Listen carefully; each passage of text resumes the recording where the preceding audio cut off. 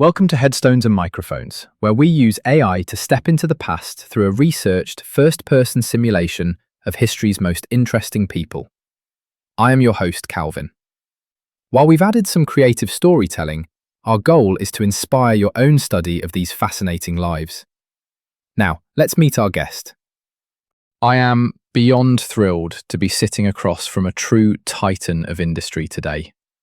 For those who may somehow not know who you are you?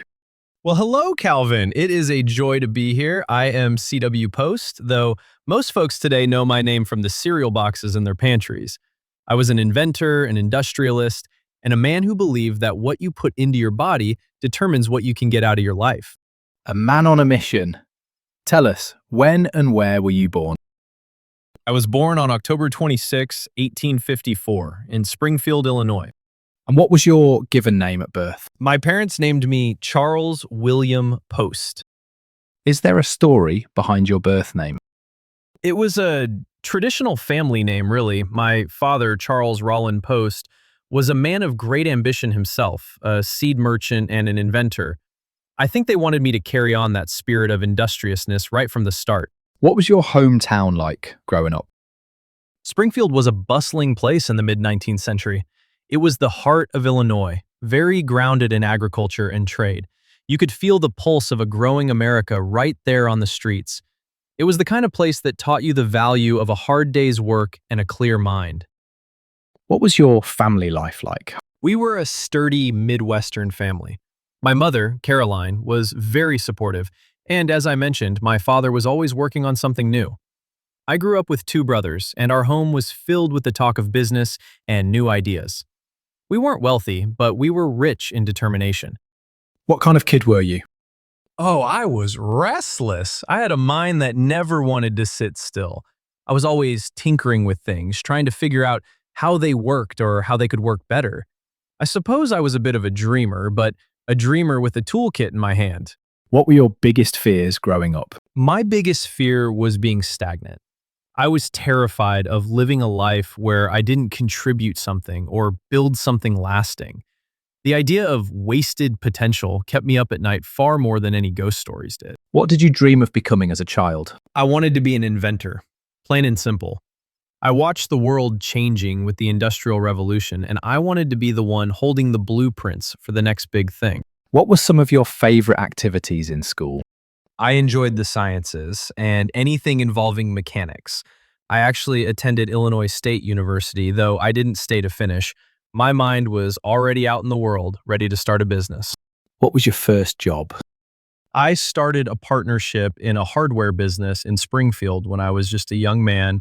We sold farm implements, and it was there I really learned the art of the sale and how to talk to the common man about what he needed to succeed. Was there a moment where you realized you were different from everyone else? It was during my early business ventures. While others were content with things as they were, I was always looking for the why not. If a plow broke, I didn't just want to fix it. I wanted to redesign the hitch so it never broke again. I realized my brain was wired for innovation, not just maintenance. What's a decision that changed everything for you, but felt small at the time? Visiting the Battle Creek Sanitarium. I went there because my health had completely collapsed from the stress of my early business failures. I was a broken man looking for a cure, and while I didn't find the health I wanted there immediately, I found the inspiration for Postum, my cereal grain beverage. That one trip took me from a failed hardware man to a pioneer in health food. What was your biggest break? The success of Postum Cereal Food Coffee in 1895. People were looking for a healthy alternative to caffeine, and when that took off, it gave me the capital to create Grape-Nuts and eventually Post Toasties. What were your biggest struggles before success? My health was my greatest adversary. I had several nervous breakdowns. At one point, I was so ill I was confined to a wheelchair. I had lost my money in previous businesses and felt like a total failure in my late 30s. Did you ever consider quitting? Many times. When you are lying in a bed, unable to work, and your bank account is empty, the darkness closes in. But there was a spark in me that wouldn't go out. I believed that if I could heal my mind and my gut, I could conquer the world. Were there any specific daily habits or routines that you feel are essential to your success? I was a firm believer in, quote, mental healing and positive suggestion. I would tell myself every day that I was getting stronger and more successful. I also leaned heavily into advertising. I spent more on telling people about my product than almost anyone else in the business. What job would you have had if fame never happened? I likely would have been a full-time inventor or a real estate developer. I loved building things, whether they were machines or entire towns. What was your life like before fame? It was a series of ups and downs. I ran a farm, I sold plows, I managed a woolen mill. It was a lot of hard work with very little to show for it until I hit my 40s. How did relationships change after success? Success brings a lot of, quote, friends, but it also brings a lot of responsibility. I became very focused on my workers. I built Post City in Texas to give people a place to live and work with dignity. My relationship with the public became one of a teacher. I wanted to teach them how to eat and live better. Did fame bring happiness? It brought the freedom to execute my ideas, which gave me great satisfaction. But happiness? That came from the work itself, not the name in the newspaper. What was the downside of becoming famous? The constant scrutiny and the rivalries. Being in the public eye means your every ailment and personal disagreement becomes a headline. What misconceptions did people have about you? Some thought I was just a huckster or a food faddist. They didn't realize that I truly researched the nutritional benefits of the grains I was using. I wasn't just selling a box, I was selling a lifestyle. What was your darkest moment? The period of my second major breakdown in the early 1890s. I truly felt that my life was over before it had really begun. What past regrets did you carry that you spoke about? I sometimes regretted that I pushed myself so hard that my health suffered. I spent a lot of my later years trying to buy back the health I had spent in my youth to gain wealth. Tell me about a time when everything went wrong and how did you handle it? When my first attempt at a commercial development in Texas struggled because of a lack of rain, most people would have packed up. Instead, I tried to dynamite the clouds to force it to rain. It didn't work particularly well, but it showed my spirit. I would rather fight the weather than give up on a dream. Did fame and fortune change your life?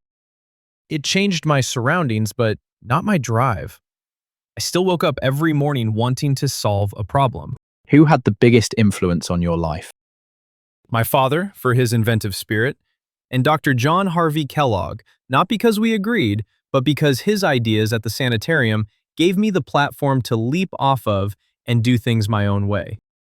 What was life like in your final years? I spent a lot of time in California and Texas. I was still very active in managing my empire, but I was constantly battling my recurring health issues.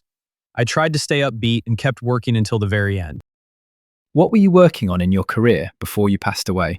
I was focused on the expansion of the Postum Cereal Company and the development of Post City, Texas. I wanted to prove that a planned community could thrive. When and where did you pass away? I passed away on May 9th, 1914, in Santa Barbara, California. What's a random fact about you most people have never heard? I was a big believer in quote-unquote rainmaking. I actually spent a small fortune on explosives in Texas, hoping that the concussions in the air would shake the rain out of the sky. I called them rain battles. What was your most unique habit? I was obsessed with writing my own advertisements. I didn't trust agencies to get the heart of the message right. I would sit for hours crafting the perfect appeal to the consumer's health and wallet. What was your favorite food? Naturally, I was quite fond of my own grape nuts, usually with a bit of cream. What was your favorite book? I read a lot of books on mental science and the power of thought. I believe the mind was the most powerful tool ever invented. Did you have any known rivalries? Oh, the Kellogg brothers, without a doubt. We were the titans of Battle Creek. There was plenty of professional friction there, as we were all competing for the same breakfast table. Tell us a story nobody talks about. People don't often talk about how I actually started my cereal company with just a secondhand coffee roaster and a few jugs of molasses in a small barn. I was boiling the first batches of Postum myself. What advice would you give people chasing success? Don't wait for permission to be great. If you see a need, fill it. And never, ever let a no from your body or the world stop your mind from moving forward. Mr. Post, this has been fascinating. Do you have any closing remarks about the interview or the stories you shared that you would like to share with the listeners before we sign off? Just that life is what you make of it, friends. Whether you're starting in a barn or a boardroom, keep your spirits high and your breakfast healthy. Thank you for having me, Calvin. It was a delight to be remembered. What an incredible look into the life of the man who revolutionized the way we start our mornings. From rainmaking in Texas to building a cereal empire from a barn, C.W. Post was truly one of a kind. Thanks for joining us on the show today, and that wraps up another conversation from Beyond the Grave. Thanks for joining us on the Headstones and Microphones podcast. Remember, legends may die, but their stories never do. Please help spread the word by sharing and following the pod.